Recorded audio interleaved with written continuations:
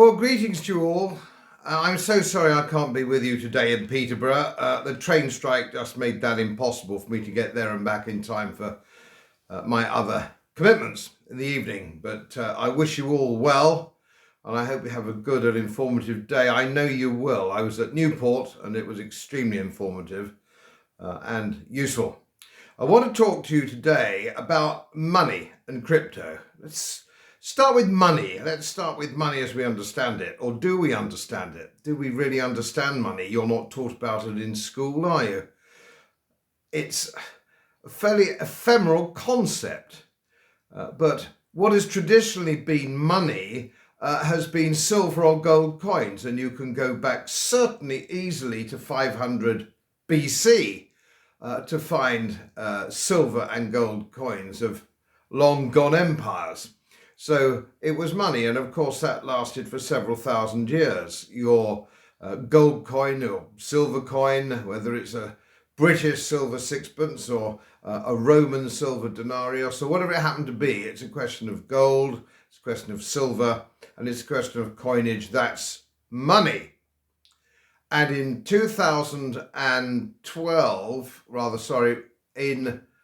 in 1912, we get that right, in 1912, J.P. Morgan, of all people, said, only gold is money.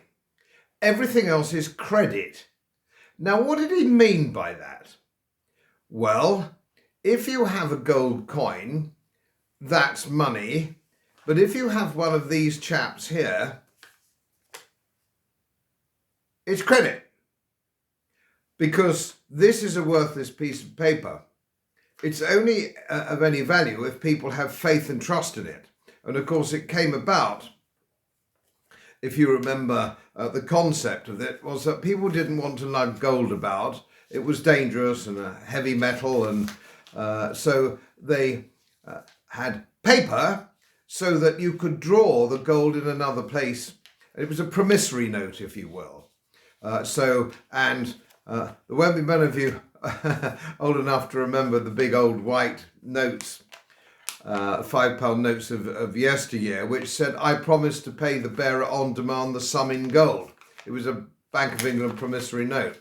That long since went, even when I was very small, and that disappeared because it was no longer money or a promissory note for money. It was a credit note that the bank may or may not pay you. And this, of course, has led to a number of interesting phenomena. And that is, if you take this chap here, which is a gold sovereign, happens to be dated, this one, 1909, but it doesn't make any difference. But let's take 1909. This coin would buy you bed, breakfast in a decent hotel in 1909, anywhere in the world, basically Berlin, Paris, London. Wouldn't make any difference, New York. It will buy you that today because it's a gold sovereign and it's worth just under £400 on today's monetary value. And so you can get that. You can, if you had that, that would get you what you wanted of the same basis. And when people go off gold standard, it's normally to fight a war. So you see a degradation of the currency. In Roman times, you see a degradation of currency in medieval times for medieval kings wanting to fund their wars. And of course, Britain came off the gold standard for the Napoleonic Wars and went back on it again in 1816. Now, what's quite interesting is, of course, if you look, let's say, at the staple diet, the staple commodity, if you will, during the period of 1816, 17, when this came back as being real money, a price of the loaf of bread was the same in 1820 as it was in 1913. Because you can't degrade this little chap. Politicians and bankers can't go away and manufacture this because it's gold. It would be the same principle, broadly speaking, if it was silver, but that's a little bit more complicated because that's an industrial metal. So where can we take it from here? We know that, as J.P. Morgan said all those years ago, only gold is money, everything else is credit. And fiat currency, or paper money, if you preferred it to call that, is simply a promissory note. Now, in 1971, Nixon took the United States dollar off the gold standard and changed it to the petrodollar, but it wasn't backed by gold. There was no gold to back it up. It was just a piece of paper which was based on confidence on a major economy, a well-armed economy, the United States, and if you will, the empire that took over from the British Empire. And we see the empire today, but the empire is in decline. And why is it in decline? Well, there's a number of reasons, but one of the main reasons, it's the same as the decline of the Roman Empire. If you can't protect your borders and you cannot protect your currency or money, and you degrade your money, which has happened in the time of Diocletian in the Roman Empire, diluting silver with alloy, so on and so forth. What actually happens is that you degrade your whole system, your financial system and your cultural system and everything else. Now, in 1971, when Nixon took us off the gold standard, because it was a reserve country, that meant all of us, basically, the purchasing power today of the 1971 dollar, today, because it came off the gold standard and it could be degraded, is 6 cents. So the dollar and sterling and the franc and everything else have all been totally degraded over that period of time. And of course, the older members of you today in the audience know just how much cheaper things were 20, 30, 40, 50 years ago. They were significantly cheaper, pint of beer or whatever it happened to be, so on and so forth. Much, much cheaper. That's because money has been degraded, and why it's been degraded is because politicians, particularly in the West, industrial Western so-called democracies, degrade the currency so they can manufacture money to pay for what they want to do. And of course, in North America, it's a militaristic society. In North America, they want all that money creation so they can pay for the industrial military complex. So it's $1 trillion a year. In Great Britain, of course, we're totally and utterly addicted to welfare. And so we need to create all that money in order to pay for welfare benefits and a totally incompetent and hopeless NHS. They cannot tax or borrow everything all the time. Sooner or later, there just isn't any more tax burden that the average person can bear. And this is a problem. And you have to then create money, and they do it electronically now. In the old days, they'd have just printed. De La Rue would have printed more and more of these things. Now it's all done electronically, and I'll come on to that in a minute. So this is a kind of problem that you have. There is no substitute for real money, and it's not this. So what we're seeing now is the degradation of this, and the degradation of this means that everything you pay for is expensive. Asset prices go up, and now it's reached the high street. So the price of food's going up all the time. Your grandchildren and your children can't afford to buy a house because asset prices have shot up.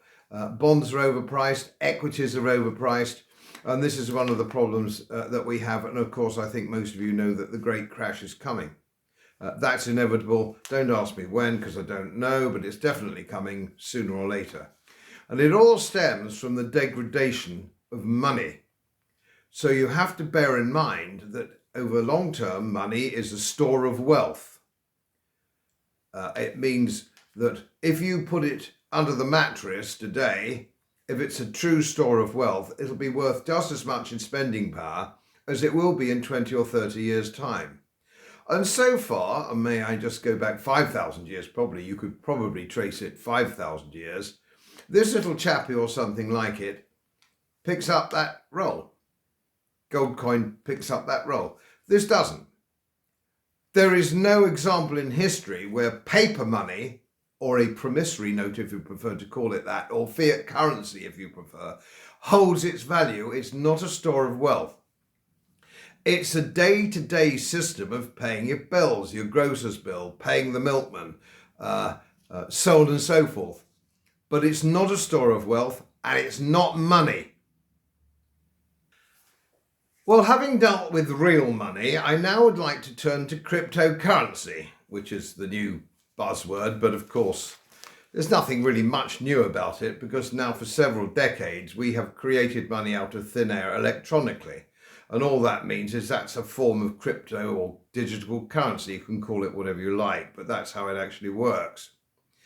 So how does that work and how could that work in the future? This is where money becomes even more politicized than it used to be. And it's always been politicized, certainly since the last war, since 1945.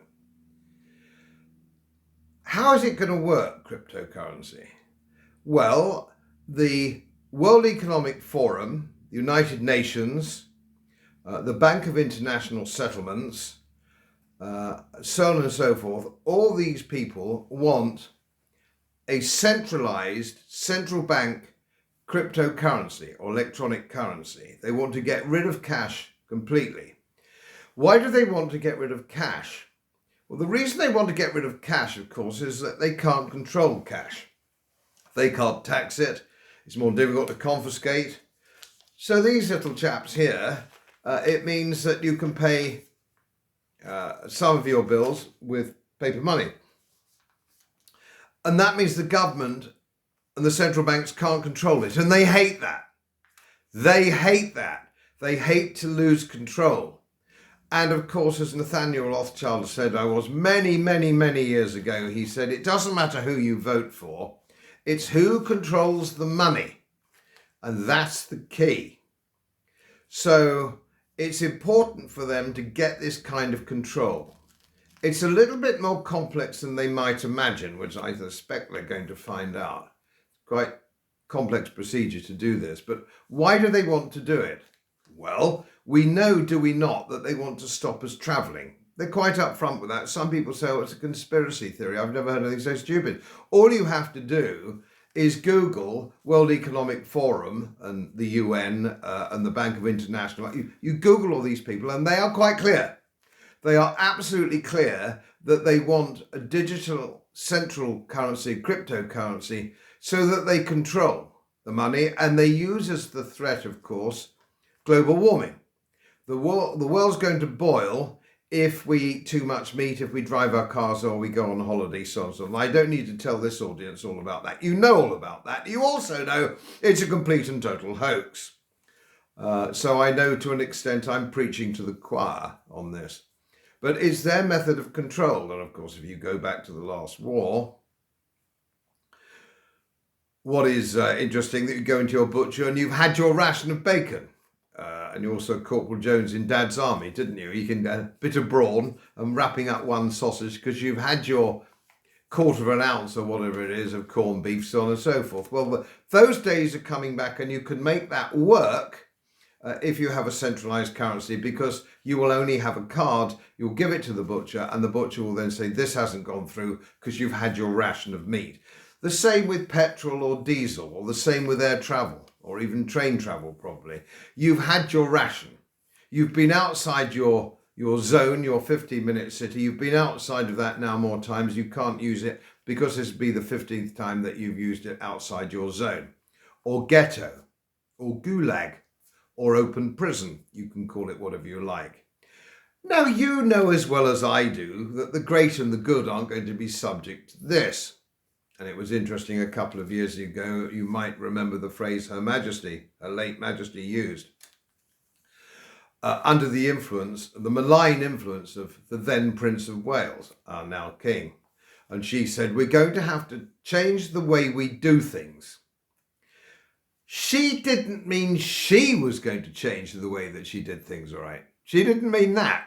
She meant us. We are going to have to change the way we do things.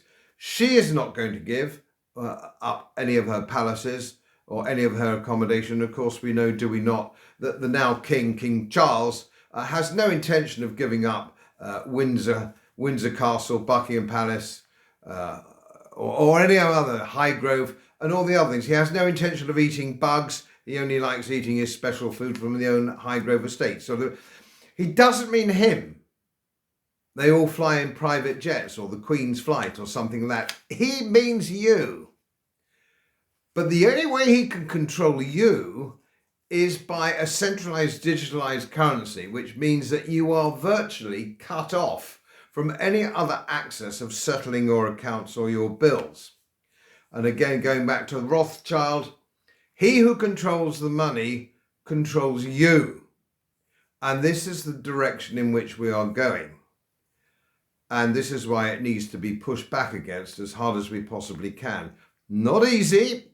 It's not easy because the mainstream media are not flagging it up.